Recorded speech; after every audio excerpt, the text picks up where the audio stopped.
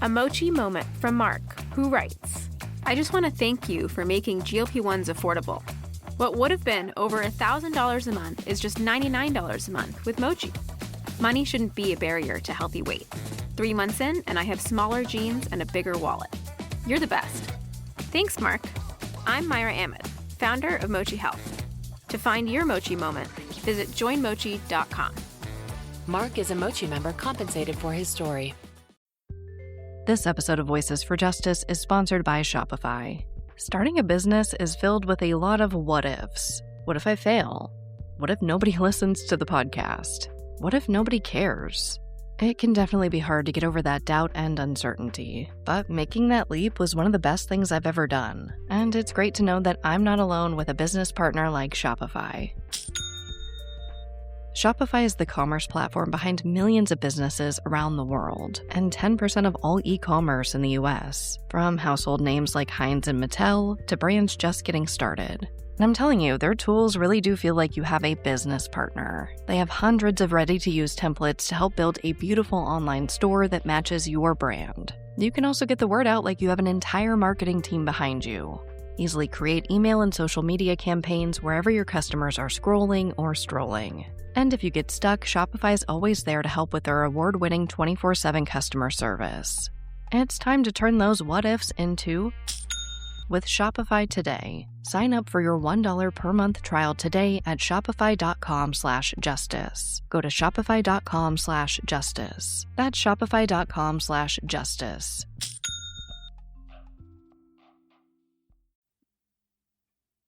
Voices for Justice is a podcast that uses adult language and discusses sensitive and potentially triggering topics, including violence, abuse, and murder.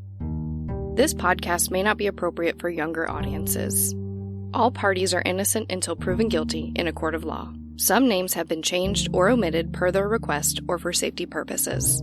Listener discretion is advised. My name is Sarah Turney, and this is Voices for Justice. Today, I'm discussing the case of missing Emma Fillipoff. Emma was 26 years old when she went missing from downtown Victoria, B.C.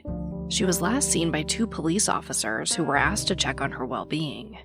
They found her at the Empress Hotel, barefoot, disoriented, and disheveled. Emma's family was aware that she'd been struggling. After receiving a ton of concerning phone calls from Emma, her mother, Shelley, insisted on flying across Canada to be by her side. But by the time she got to Victoria, just a few hours after Emma's encounter with the police, it was too late. Emma was gone. This is the disappearance of Emma Fillipoff. Emma Fillipoff was born on January 6, 1986 in Perth, Ontario. This is about an hour outside of Ottawa. Perth has been described as pretty tight-knit, and the town is on the smaller side, having just about 6,000 residents in 2016. Emma and her 3 siblings grew up in a house their parents built themselves. Her mother, Shelley, worked as a teacher, and her father, James, worked as a painter. It seems Emma very much took after her father creatively. She wasn't really like her other siblings who enjoyed playing sports and competing. In the documentary Finding Emma Fillipoff from the CBC, her father, James, explained that despite Emma excelling at most hobbies and extracurricular activities, she just really enjoyed trying new things. She danced, she wrote, she made art, and she excelled at all of it. But it seems like writing poetry is what ultimately stuck with her. The adjectives that kept coming up in my research about Emma are giving, kind, private, good-natured, and free spirit. It seems like Emma had a happy childhood for the most part. But like a lot of kids, she had a really rough time as a teenager when her parents separated. In the documentary, they share some of her writing from this time. Emma expresses sadness and frustration that her parents leaned on her emotionally during their separation, and she discusses how much it affected her. So when Emma's 18th birthday approaches, she makes plans to get away from all the turmoil at home and move out on her own. Obviously, it seems like Emma was trying to find herself, just like a lot of young people do. She experimented with a few different professions. She taught English in China, and she got degrees in photojournalism and culinary arts. By the age of 25, Emma moves to Victoria, British Columbia, and begins working at a fish and chip shop. Victoria is nestled right on the border of Washington in the US, and it's substantially larger than Perth, with about 92,000 residents in 2017. It seems like Emma's housing was a little sporadic in Victoria. On helpfindemma.com, they explain that Emma didn't have housing or a job lined up for when she got to Victoria. Her plan was basically to figure things out once she got there. When Emma did get to Victoria, she lived with a childhood friend for a few months before eventually getting an apartment of her own in the same building. But not too long after, Emma's housing became much more unstable. She lived in a hotel where she worked cleaning rooms, she slept on friends' boats, in the woods, and even in a tree sometimes. Eventually in 2012, Emma went to the Sandy Merriman's House Women's Shelter. She stayed for about a month at a time from February to November when she went missing. During this time, Emma had stable employment at Redfish Bluefish, a popular seasonal restaurant at Inner Harbor in Victoria. But like I said, it's a seasonal restaurant. It shuts down in the winter. So by November, Redfish Bluefish was closed, and Emma wasn't due back for work until February 2013. Emma did have a few $1,000s in her bank account that would presumably cover most of her expenses until then, especially because it seems like Emma didn't really enjoy spending money. According to her family, she much preferred nature over city life. She liked walking barefoot, traveling, and nature. She didn't enjoy social media, cell phones, or, quote, playing any role in the establishment. By summer, Emma made some changes to her diet and habits. She stopped binge drinking, stopped smoking, stopped consuming coffee and sugar, and for the most part went entirely vegan. She also bought a van and made plans to travel the island while living in it. But things didn't exactly go according to plan. By the end of summer, the van began breaking down a lot, and she had to have it towed several times. Now she seemed less sure of what her next move would be, and her outlook seemed less cheery. Her friends would describe her eating and social habits as monk-like, saying, quote, she began to distance herself from others, becoming fearful, withdrawn, and paranoid. Despite not knowing her exact next step in life, according to several people, Emma mentioned plans about moving away from Victoria. But the stories varied. Some said she was planning on sailing to Mexico and going to San Juan with a man she hardly knew. Others said she mentioned California, going to Japan with her father, Salt Spring Island, living off the grid in the woods, Tofino, and seeing an aunt in Lanceville. And we'll discuss this more later, but some even said Emma was ready to go home to Perth. On one hand, Emma seemed like a deeply introverted, creative young person who was just trying to figure out what she wanted for her life. She had absolutely nothing tying her down. I could see why she dreamed up so many scenarios and travel plans. But let's talk about what actually happens next. Because on the other hand, there's really no denying that Emma seemed to be going through some type of crisis. On Wednesday, November 21st, 2012, Emma hires a tow truck driver to pick her up from Sandy Merriman's shelter and drive her about an hour away to Souk to tow her van. This is important to note, because the driver would later tell police that during the drive, Emma talked about going home to Perth. She basically said she just couldn't wait to go home where she could see the sun and the snow. Then, about 2 days later, around midnight on November 23rd, Emma calls her mom and tells her that she wants to come home. Now this really took Shelley by surprise. Emma is extremely independent and private, and suddenly she's calling her mom around midnight, super anxious, and is telling her she wants to come home. Emma never tells Shelley exactly what's bothering her, but she takes the call very seriously and immediately books a plane ticket for Emma to fly home. But then, a few hours later, Emma calls back. She tells her mom that it's fine. She'll just stay where she is and figure things out. Now, of course, Shelley is still extremely worried, and she says that she could just tell something was wrong, but she does as Emma asks, and she cancels the flight. Later that night, Emma calls again. She tells her mom that she really does want to come home, but she's feeling overwhelmed. But this time, she asks if Shelley will fly out to Victoria, help her pack up all her stuff, and then they can fly back together. So Shelley books another plane ticket. But then again, Emma changes her mind. Shelley told the Victoria Times columnist that Emma seemed to really want to try to make the move on her own, so she was just trying to respect her wishes. Over about 2 days of conversations with her mom, Shelley finds out for the first time that Emma is living at a shelter, and she becomes increasingly concerned about her as she continues to change her mind about Shelley helping her make the move back to Perth. On Wednesday, November 28th at 4:30 in the morning, Emma calls Shelley again, telling her not to come. Shelley tells Emma that she won't, but she's obviously extremely concerned at this point. So she decides to fly out that afternoon to check on Emma anyway without telling her. So Shelley grabs her bag, she travels to the airport, she goes on this extremely long flight to Victoria, and she gets to the women's shelter around 11 p.m. But Emma was already gone.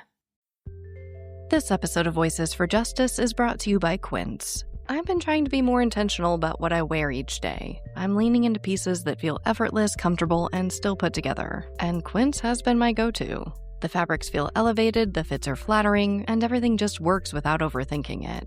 They use premium materials like 100% European linen, organic cotton, and ultra-soft denim. And the best part? Everything is priced 50 to 80% less than similar brands. They work directly with ethical factories and cut out the middlemen, so you're paying for quality and craftsmanship, not brand markup. I recently just ordered their tiered linen dress, of course in black. I wanted to pair it with one of my favorite pairs of brown wedges. The problem was, I didn't have a brown purse. So I got that from Quince too. It's one of my favorite outfits. It's easy, effortless, and feels amazing, especially as we're getting a little bit warmer here in Phoenix. Refresh your everyday with luxury you'll actually use. Head to quince.com/justice for free shipping on your order and 365-day returns. Now available in Canada too. That's QUINCE.com/justice for free shipping and 365-day returns. Quince.com/justice. You know that thing where you get an amazing pair of shoes at a really great price and want to tell everyone about it? Yeah, so do we. Here at Designer Shoe Warehouse, we'll give you something to brag about, like the latest styles from brands you love, or the trends everyone's obsessing over, or shoes that make you feel like, well, you. So go ahead, show off a little. Find shoes that get you at prices that get your budget. Head to your DSW store or dsw.com today. DSW, let us surprise you. After Shelley arrives in Victoria, she and the police begin investigating Emma's disappearance. When they visit the shelter Emma had been staying at, they learn that, as Shelley feared, Emma's behavior was becoming more concerning in the weeks leading up to her disappearance. She'd become more erratic, depressed, and possibly suicidal. At one point, Emma reportedly moved all her furniture outside because she believed they were talking to her. She also threw away and donated many of her personal belongings. At one point, the shelter even calls the police over Emma's behavior. It appears that the shelter was told to call back if Emma continued this behavior or if it got worse, but a second call was never made. On November 29th, Emma's van is searched, and they find some really important belongings. They find her passport, her laptop, her journals, and her camera. It's not a good situation. But Shelley and the police do not believe foul play was involved at this point. They just think that she's likely going through something and is probably hiding somewhere. And the good news about Emma not having her passport is that they hope she couldn't have gone far, or at least not to the United States just across the way, which would obviously complicate the investigation. Shelley has made statements in several interviews that she believed it would just take some flyers and asking around about Emma to find her. Over the next few days, weeks, and months, huge search teams are formed to look for Emma. They search the immediate area, Vancouver Island, huge pieces of undeveloped land. They travel to the U.S., and dive teams search Inner Harbor, right near the Redfish Bluefish restaurant where Emma was working. There was just no trace of Emma. But Shelley and the police were able to put together a really solid timeline of Emma's whereabouts leading up to her disappearance. So let's take a step back and go back to 3 days before Emma calls her mom, Tuesday, November 20th, 2012. That day, Emma visits her local YMCA to sign up for a membership. She's captured on surveillance entering and exiting the building 4 times within 14 minutes. In the video, you can see her looking out the glass doors. To me, it looks like she could have been waiting for or hiding from someone. She definitely looks nervous or anxious. There's also been some debate about her hands in this video. Some people think that she's possibly holding a cell phone. while others think that she's just kind of nervously fidgeting with her hands. As far as I could find, no one has been able to definitively say if she was really holding something. The next day, the 21st, is the day her van gets towed again. I told you guys about this earlier. This is when Emma discusses going back home to Perth with the driver. 2 days later, on Friday, November 23rd, Emma starts making the calls to her mom. On Sunday, the 25th, Emma's van has to be towed again, and she makes arrangements for it to be towed to the parking lot of the Chateau Victoria Hotel in Victoria. On Tuesday, the 27th, Emma gets a notice on her van from hotel staff, notifying her that she needs to move it.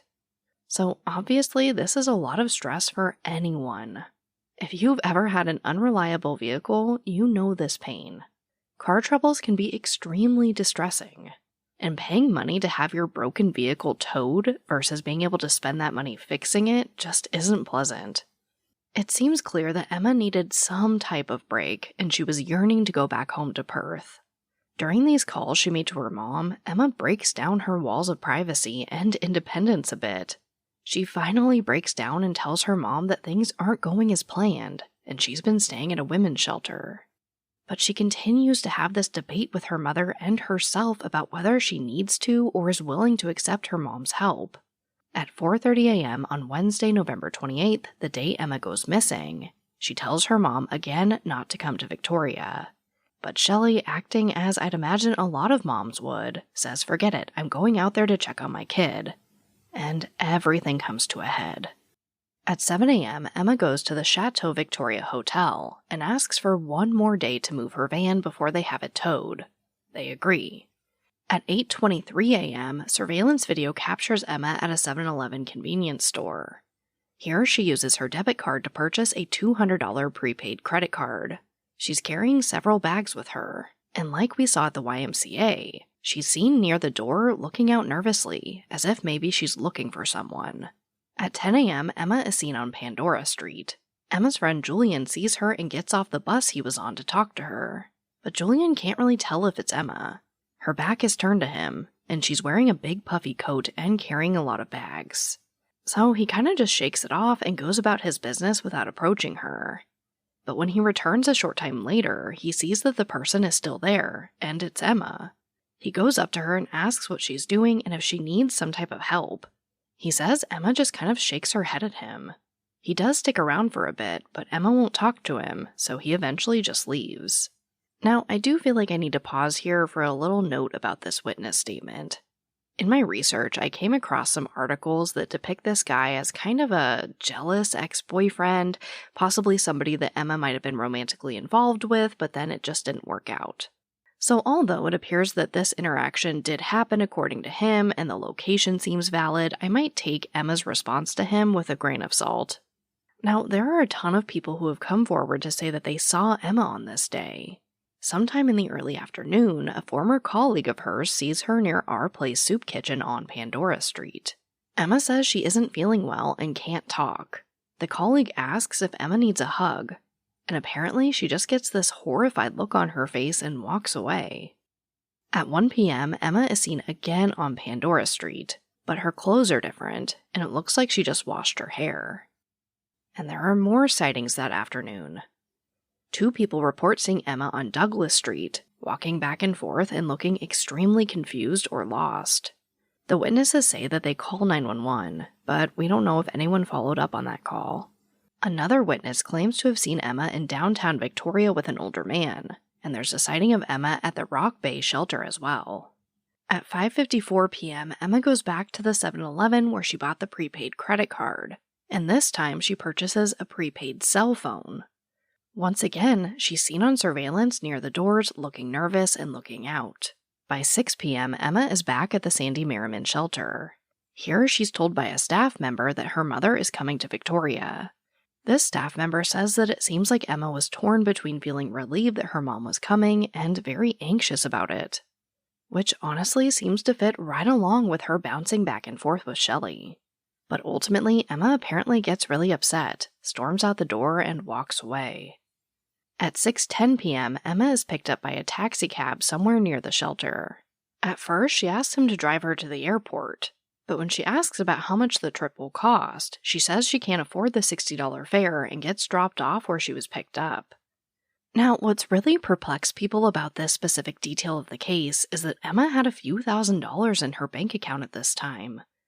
She could have easily afforded the cab fare, and likely some type of plane ticket, but for some reason she changes her mind.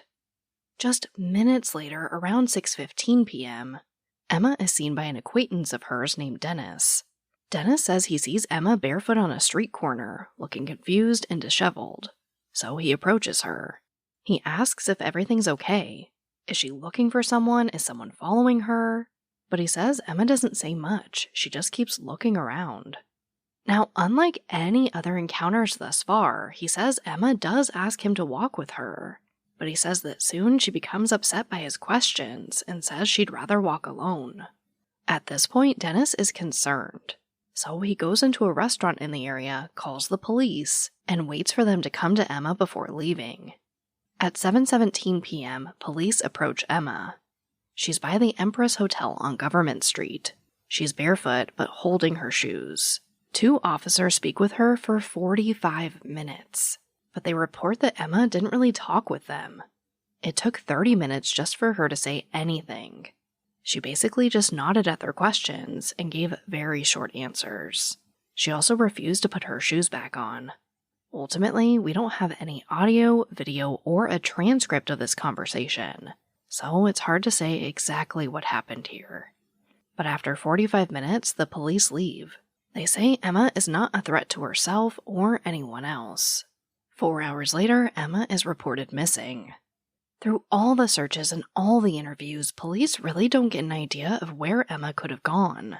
But then, in December, they get a huge lead when that prepaid credit card Emma purchased is finally used. Insurance isn't one size fits all. That's why customers have enjoyed Progressive's Name Your Price tool for years now. With the Name Your Price tool, you tell them what you want to pay, and they'll show you options that fit your budget. So whether you're picking out your first policy or just looking for something that works better for you and your family, they make it easy to see your options. Visit Progressive.com. Find a rate that works for you with the Name Your Price tool. Progressive Casualty Insurance Company and Affiliates. Price and coverage match limited by state law. This episode of Voices for Justice is sponsored by Chewy. If you have pets, you probably know about Chewy, and you also know that when they say that they have everything you need to keep your pet happy and healthy, they're not messing around. To keep them happy, Chewy has over 100,000 products from all the brands my pets love at prices I love. To keep them healthy, Chewy offers pet prescriptions, pet insurance, telehealth vet visits, and they're even rolling out vet clinics across the country. I've been shopping with them for a very long time. And in addition to the auto-ship feature that gets the dog's food to them every single month, I also love to experiment with different treats. But I'm a bit picky. For me, it has to be high quality with simple ingredients. I recently picked up treats from Shepherd Boy Farms that are 100% just chicken breast. Popcorn and Heber are already obsessed. Chewy has everything you need to keep your pet happy and healthy. And right now, you can save $20 on your first order and get free shipping by going to chewpanions.chewy.com/Sarah E. Turney. That's chewpanions.chewy.com/Sarah E. Turney to save $20 on your first order with free shipping. chewpanions.chewy.com/Sarah E. Turney. Minimum purchase required. New customers only. Terms and conditions apply. See site for complete details. One of the biggest leads in this case comes on December 5th, 2012. This is when that prepaid credit card Emma purchased is finally activated and used. At 11:17 a.m., the card was swiped to purchase a carton of cigarettes at a Petro gas station on Suick Road. Of course, the police are all over this, but unfortunately, it's not Emma. They do find the guy that used the card and bring him in for questioning. They think he has to know something. The man explains that he found the card still sealed on the side of the road in Colwood, B.C. Now, by car, this is about 25 minutes from Victoria, so not extremely far away from where Emma was last seen at this point, but it's also a 3-hour walk. In the end, it doesn't seem that the police believe this man was nefariously involved in Emma's disappearance, and his participation in the case appears to end here. But now we know that Emma's car somehow got 8 miles or about 13 kilometers away from the Empress Hotel. After searching the harbor in January, the police tell the media that they've basically hit a wall. They've exhausted their leads and ideas of where to search. Shelley stayed in Victoria for 2 months searching for Emma. She stayed at a hotel so close to the shelter Emma was last staying at that she could see it from her window. She participated in the searches, hung flyers, and begged everyone to be on the lookout for anyone with an orange purse like Emma's, hoping it would be something super easy for people to recognize. But when Emma didn't return to work as scheduled in February, Shelley returned home to continue her work from there. She told the Victoria Times columnist, quote, "I don't want to because it feels like I'm leaving her behind, but my other kids need me too. It's time." Then, as these things go, weeks turn to months, turn to years. There are more searches, more flyers, and more investigating, but not much happens until May 2014. This is when a man in Gastown, BC is seen on surveillance video at a clothing store. He's holding Emma's missing poster, but it's crumpled in his hand. He says that Emma is his girlfriend, and she's not missing. She ran away from her parents and just wants to be left alone. Now, I have to give a huge shout out to the workers at that store for noticing and, more importantly, reporting this behavior. They keep the video, call the police, and tell them everything they remember. But despite having video of this man, police are unable to locate him privately, so they go to the media. And people run wild with this story. Everyone's wondering if this man could be connected. Is he really romantically involved with Emma? Has he been hiding her this entire time? Is he holding her captive? Unfortunately, this does absolutely nothing to clear up the question of whether Emma left on her own accord and is staying away by choice, because this man has never been located for questioning. This part of Emma's case really blew my mind. Although the photos we have of this man aren't the best, because let's face it, surveillance video is notoriously kind of the worst, we do have a lot of distinguishing information about this guy. He has a lighter complexion, he's about 6 foot tall, he's in his 30s, so maybe 40s now. His left knee and foot are turned inward, and he walks with kind of a limp or a sway according to descriptions. He has dark hair, and he has tattoos on both of his forearms that are possibly flames. This isn't just your generic white male, possibly 20s with a blurry face description. There's some solid information here. Yet this man, and no one who knows this man, has ever come forward. I will, of course, have this photo posted on my website and social media for you to share. Now, in 2015 and 2016, Emma's mother and brother get into some legal trouble. Long story short, her brother was arrested for selling drugs. And while Emma's mother was accused of helping him, all charges against her were dropped. Essentially, it appears that Emma's brother was storing items in his mom's house without her knowledge. So Shelley ultimately faces no charges. Some have speculated that this could somehow be tied to Emma's case, but as far as I found, there's nothing to say that these arrests have anything to do with Emma going missing, so I'm going to leave it at that. Despite this going wild in the media and overshadowing Emma's case for a bit, Shelley continues advocating for her daughter. By 2016, the Help Find Emma Fillipoff Facebook page has 10,000 followers, and Emma has an entire team behind her trying to find her. But in 2016, we also get another piece to this puzzle. Shelley gets a call from a man who believes he saw Emma at midnight on the night she went missing. She was standing across from the Empress Hotel. He recalls that orange purse that Shelley implored people to look out for. He told Shelley he regretted not coming forward sooner. He just didn't think that his sighting was a big deal. But once he saw all the media coverage surrounding the 4th anniversary, he felt compelled to finally come forward. It's not a huge tip, but it helps place Emma in the same area hours after she was previously last known to be seen. It's also a show of faith that Shelley's cries for witnesses to come forward is working. In 2017, for the 5th anniversary of Emma going missing, dozens of vigils were held across Canada and the world.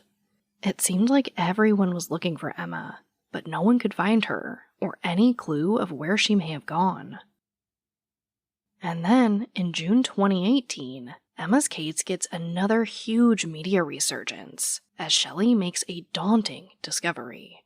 Emma wasn't last seen at the Empress Hotel. Instead, she was miles away. About 9 hours after Emma Fillipoff speaks to Victoria police at 5 a.m. on November 29th, a man only known as William is driving to work. He sees Emma on the side of the road. She appears to be in distress. He says she's kind of leaping from the sidewalk to the street, and she screams a few times. He says at one point she looks past his car and screams again. So he looks back to see what she could be screaming at, and there was nothing there. He adds that Emma was soaking wet, she wasn't wearing shoes, and it looked like she was walking for a long time. Her feet were obviously hurting her. He says it looked like she was walking on coals. But her eyes were clear. She didn't appear to be under the influence of anything. This man does pull over and Emma gets in the car. This is around 1264 Equimalt Road in Victoria, about 3 miles or 5 kilometers west of the Empress Hotel on Government Street, where she was last known to be seen at this point. He says when she gets into the car, he asks if everything is okay. And Emma kind of blows it off and says, "Oh, it's just my dad." From here, Emma asks if he could drive her to Colwood to visit a female friend. Now, this man says that he really can't be late for work, so he can't take her all the way, but he can get her closer. He drives Emma for about 5 minutes before dropping her off next to a 24-hour gas station at the intersection of Craigflower and Admirals. In the podcast, The Search for Emma Fillipoff by Kimberly Bordage, this man says that once Emma got into the car, she became really calm. She wasn't looking around for anyone anymore. She just totally changed in demeanor. It's a short car ride, but he tells Bordage what he remembers. He says once Emma got out of the car again, she began acting erratically again. She kind of began running back and forth in the street, and then started walking toward Colwood. He says this is the last he saw of her before heading off to work. He had no idea who the woman was until he was made aware of Emma Fillipoff going missing nearly 6 years later. When he realizes who the woman is, he calls the Victoria Police Department, but they direct him to Crime Stoppers. And you guys, no one followed up. So this kind man, this wonderful soul, reaches out to Shelley and says, "Hey, I'm pretty sure I was the last person to see your daughter, but no one's following up with me." I can't even imagine the frustration Shelley must have felt having to field this phone call herself. But this revelation led to a 3-day search of the area. Unfortunately, nothing was found. Despite the search not turning up any new clues, this is still a huge revelation for Emma's case. We obviously don't know where Emma went from here, but it gets us one step closer to finding the next clue. It also gives us a much better idea of how that prepaid credit card got to Colwood. And that's pretty much where the case is today. Emma's case is still active, and as we approach the 10-year anniversary, I can only hope that the renewed media attention leads us to the next clue. Just one step closer to finding Emma. What they did to your family, you're lucky to make it out alive. Streaming on Peacock. These men are going to come after me. Taking them out is my only chance. Put a bullet in her head. From the co-creator of Ozark. Looks like a family was running drugs. Execution-style killing, it's rare for the keys. And it leads on who they might have been running for. The cartel killed my family. I'm gonna kill them. All of them. MIA. Streaming now. Only on Peacock. Now, before I touch on theories, I do want to acknowledge the amazing work of Kimberly Bordage. As far as I can tell, she appears to be a huge driving force for Emma's case, and a true advocate for her family. She created the Search for Emma Fillipoff podcast, where she interviews the man who last saw Emma. That's where I got a lot of those details about that encounter. I also want to give a huge shout out to Jordan Bonaparte from the Nighttime podcast and Emma Fillipoff is Missing podcast. Shelley Fillipoff has praised him for his coverage, and for keeping Emma's story in the media. So if you are looking for a deep dive into Emma's case, I definitely recommend checking out his work as it is greatly praised by Shelley. Last but not least, I want to acknowledge how incredible the website Help Find Emma Fillipoff is. It's where I was able to sort out a lot of the discrepancies I found online. And it's just a wealth of knowledge if you're looking for information directly from Emma's team. Now onto theories and loose ends. This case is one that can leave you speculating almost endlessly. Emma's prepaid cell phone was never activated. Now, we know Emma didn't really care about material possessions, but some of her most prized items that she used to express herself creatively were left behind. Her journal, her laptop, and her camera. We know these things were important to her and her lifestyle. She also left behind her passport, making it much more difficult for her to travel outside of Canada. Her bank accounts were never used, despite having thousands of dollars in there. And we know that she obviously never used that prepaid credit card. While it really does seem that Emma was searching for a different way of life and obviously going through some type of crisis, it seems unlikely that she started a new life unless she had some help. Is it possible the man claiming to be her boyfriend was telling the truth? That Emma is alive and well and with this man? Maybe. I think this is just one of those cases where you can argue a lot of different scenarios. Foul play, a willful disappearance, an accident, Emma completing suicide. They all seem possible. I think you could spend hours talking through different possible scenarios. But I think you guys know what I'm going to say. The bottom line is, whatever happened to Emma, she needs to be found. And like I said, as we approach the 10-year anniversary of her disappearance, I hope it sparks more leads and witnesses to come forward. It certainly has in the past. In a story by the Victoria Times columnist about the 4th anniversary of Emma going missing, I found a quote from police spokeswoman Bowen Osco. Quote, "The quality of a tip isn't as relevant as what it leads to. Often in missing person files, it is distinct aspects of that missing person, whether it be a physical feature, mannerism, or character trait that makes them stand out, which allows us to locate them. In this case, going missing is out of the ordinary for Emma, as is her behavior in the hours leading up to her being reported missing." End quote. Which brings me right to our call to action. Emma's case is one that continues to get leads and tips that are slowly but surely shaping what we know about her going missing. Please continue to share her story. Even cases like Emma's, that have been huge in the media, need your help. I also really think that if we can figure out who that man is that claimed to be Emma's boyfriend, we could find another huge piece to this puzzle. Or at least just exhaust that possibility. So please check out my website and my social media to share this man's photo. Someone has to know who this guy is. Every little piece to this puzzle gets us one step closer to finding out what happened to Emma. As a reminder, 26-year-old Emma Fillipoff was last seen at the intersection of Craigflower and Admirals in Victoria. It's believed she was on her way to Colwood. Emma is white, 5 feet 5 inches tall with brown hair and brown eyes. She has no tattoos, and she was last believed to weigh between 90 and 110 pounds. As of recording this episode, she would now be in her late 30s. There is a $25,000 reward for information leading to Emma's recovery.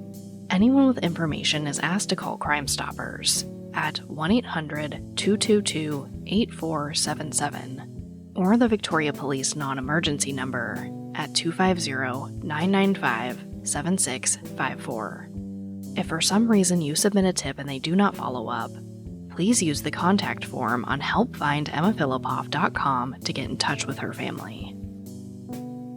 But as always, thank you, I love you, and I'll talk to you next time.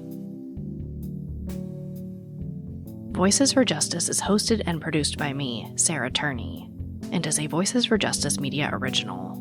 This episode contains research assistance by Daniel McGinnis. If you love what we do here, please don't forget to follow, rate, and review the show in your podcast player. It's an easy and free way to help us and help more people find these cases in need of justice. You can also support what we do here over on Patreon at patreon.com/voicesforjustice. And for even more content, check out my other podcast, Disappearances, only on Spotify.